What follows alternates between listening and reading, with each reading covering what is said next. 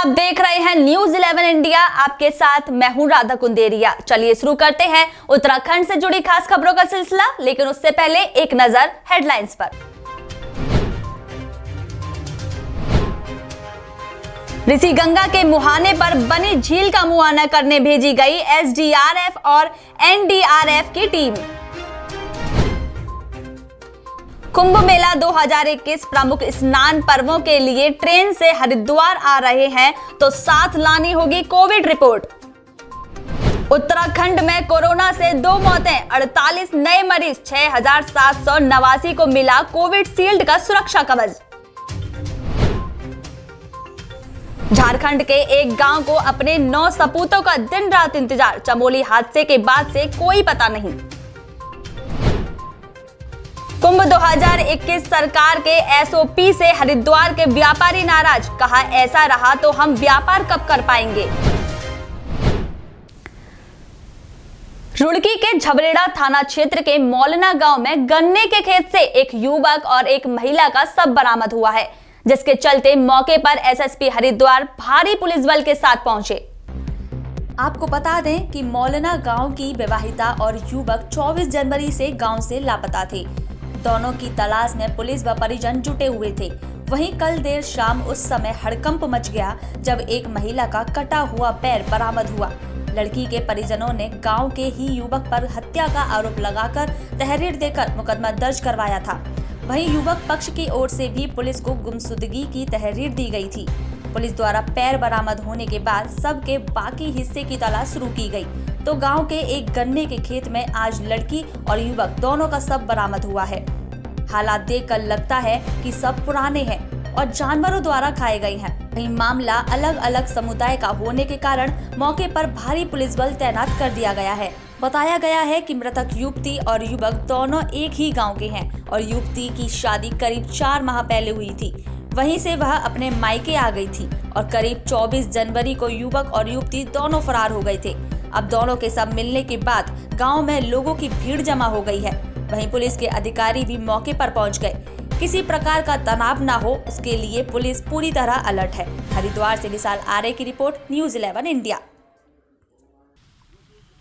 तो कल रात जो है एक पैर मिलने का सूचना हमारे पास आई थी थाने से। लगातार जो है हम तलाश कर रहे थे तो आज 2 डेड बॉडी मिली है। अभी हम फोरेंसिक टीम बुला कर रखे इस मौके से जो है जो भी फोरेंसिक एविडेंस हमें इकट्ठा करना वो कर रहे हैं। बाकी घटनास्थल का हमने मुआयना भी किया है। अभी हम पूछताछ करके आगे कार्रवाई कर रहे हैं। तो शिनाख्त हो गई पूरी? अब शिनाख्त हो गई है। अभी जो है उसी आधार पर जो है आगे कार्रवाई कर रहे हैं। सर क्या हत्या में शामिल किया गया? कुछ बरामद हुआ है, कुछ हथियार वगैरह? नहीं, अभी जो हम घटनास्थल का मुआयना किया है, अभी ये बहुत प्रीलिमिनरी स्टेज में है।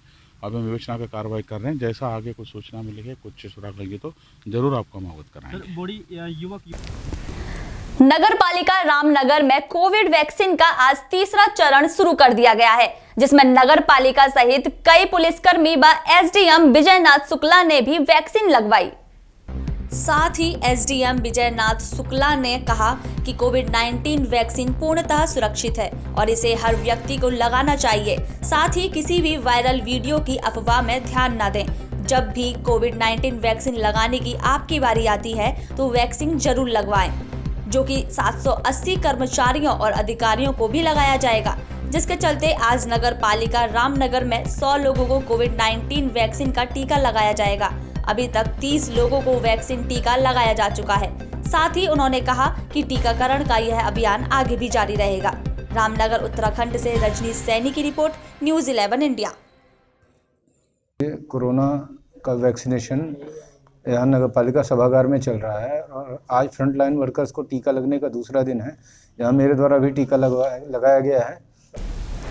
दिल्ली में चलाए जा रहे किसान आंदोलन के समर्थन में लक्सर में आयोजित की गई पंचायत में कुछ वक्ताओं ने लगातार आंदोलन किए जाने की जमकर खिलाफत की तथा रोड व रेल के चक्के जाम को गुंडागर्दी बताया।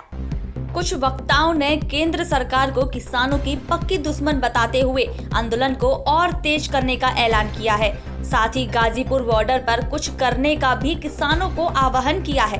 उन्होंने गन्ने के भुगतान को लेकर राज्यसभा सरकार से मांग की है और गाजीपुर बॉर्डर पर चल रहे आंदोलन पर भी एकजुटता दिखाते हुए उनका समर्थन किया है और यदि गाजीपुर पर भी नौबत आई तो एक बड़ा आंदोलन करने का किसानों द्वारा आह्वान किया गया है।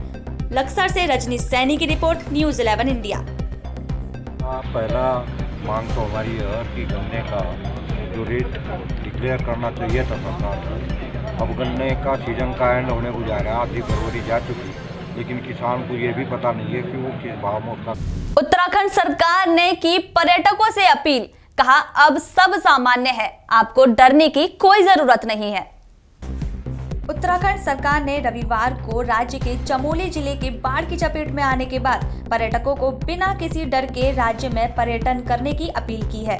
राज्य के पर्यटन मंत्री सतपाल महाराज ने पर्यटकों से अपील करते हुए कहा कि चमोली आपदा का प्रभाव मुख्य रूप से रेनी गांव से लेकर विष्णुप्रयाग तक ही है और इस क्षेत्र में कहीं और कोई प्रभाव नहीं पड़ा है। खतरा टल गया है और अब सब कुछ सामान्य है। उन्होंने कहा कि अब डरने की बिल्कुल जरूरत नहीं है। सरकार का कहना है कि इस आपदा में मई में होने वाली 4 धाम यात्रा प्रभावित नहीं होगी। 4 धाम देवस्थानम प्रबंधन बोर्ड के मुख्य कार्यकारी अधिकारी रविनाथ रमन ने कहा, तीर्थ यात्रा के लिए केदारनाथ और बद्रीनाथ में महत्वपूर्ण निर्माण कार्यों पर काम करना शुरू कर दिया गया है। जनपद पौड़ी गढ़वाल की एसएसपी पी रेणुका देवी के निर्देशों पर सड़क सुरक्षा जीवन रक्षा सप्ताह अभियान के तहत सतपुली पुलिस द्वारा कस्बा सतपुली में वाहन चालकों को यातायात नियमों का पालन करने को लेकर अनोखा प्रयास किया गया, जिसमें थाना अध्यक्ष संतोष पैथवाल द्वारा वाहन चालकों को एक शपथ के माध्यम से जागरूक किया गया। इस शपथ में थाना अध्यक्ष द्वारा वाहन चालकों से शराब पीकर और तेज गति से वाहन न चलाने की अपील की गई। इस अवसर पर थाना अध्यक्ष द्वारा बताया गया कि पहाड़ों में सड़क दुर्घटना का सबसे महत्वपूर्ण कारण शराब पीकर गाड़ी चलाना और तेज गति से गाड़ी चलाना है। ऐसे में आज कस्बा सतपुली में चालकों द्वारा ली गई शपथ से वाहन चालक भी उत्साहित नजर आए और सभी वाहन चालकों द्वारा यातायात नियमों का पालन करने और शराब पीकर तथा तेज गति से वाहन न चलाने के संबंध में एक जिम्मेदार नागरिक के रूप में अपनी प्रतिबद्धता व्यक्त की गई। सतपुली पौड़ी गढ़वाल से राहुल सैनी की रिपोर्ट, न्यूज़ 11 इंडिया। अभी के लिए बस इतना ही, मुझे दीजिए इजाजत, फिर मिलेंगे नई खबरों के साथ। देखते रहिए न्यूज़ 11 इंडिया। नमस्कार।